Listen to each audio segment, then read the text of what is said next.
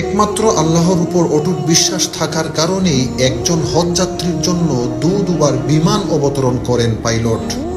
লিবিয়ার দক্ষিণাঞ্চলের এক নির্ভীক যুবক আমের মাহদি চলতি বছরের হজ পালনের উদ্দেশ্যে রওনা দিয়েছিলেন সৌদি আরবের দিকে, কিন্তু যাত্রা শুরুর মুহূর্তেই ঘটে গেল এক অবিশ্বাস্য ঘটনা। এ ঘটনা ইখলাস ও আল্লাহর কুদরতের জীবন্ত দৃষ্টান্ত হয়ে উঠেছে। ইতিমধ্যেই সামাজিক যোগাযোগ মাধ্যমে আলোচনার কেন্দ্রবিন্দুতে পরিণত হয়েছে এ অলৌকিক ঘটনা। 3 দিন আগের ঘটনা।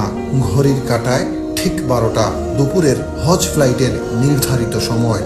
আমের ছিলেন তার দলের সর্বশেষ হাজি, যিনি মিশর হয়ে সৌদি যাওয়ার জন্য ট্রিপলি বিমানবন্দরে পৌঁছান। কিন্তু এয়ারপোর্টে পৌঁছানোর পরেই নিরাপত্তা কর্মকর্তা তাকে জানান তার পাসপোর্ট সংক্রান্ত একটি সিকিউরিটি ইস্যু দেখা দিয়েছে, যার কারণে তিনি প্লেনে উঠতে পারবেন না।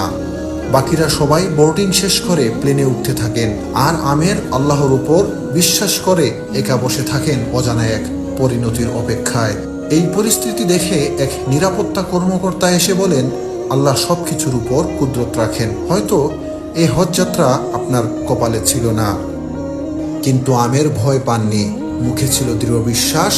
জবাব দিলেন, ইনশাআল্লাহ প্লেনটি উড়বে না, আবার ফিরে আসবে। আমার নিয়ত হজের, ইনশাআল্লাহ আমি অবশ্যই যাব।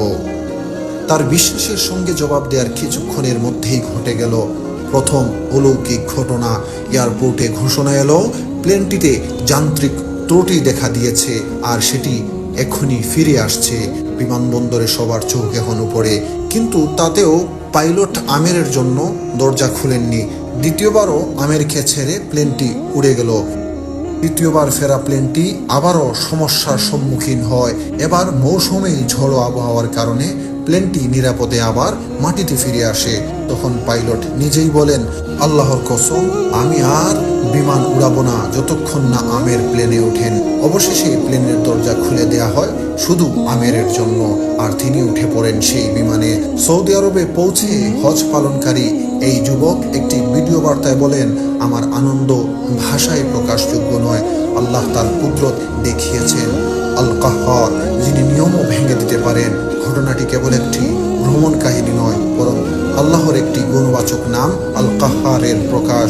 তিনি চাইলে সব রেওয়াজ, নিয়ম, নিরাপত্তা, এমনকি আবহাওয়াকেও পরাভূত করতে পারেন, কেবল একজন বান্দার পবিত্র নিয়ত ও অটল ঈমানের জন্য।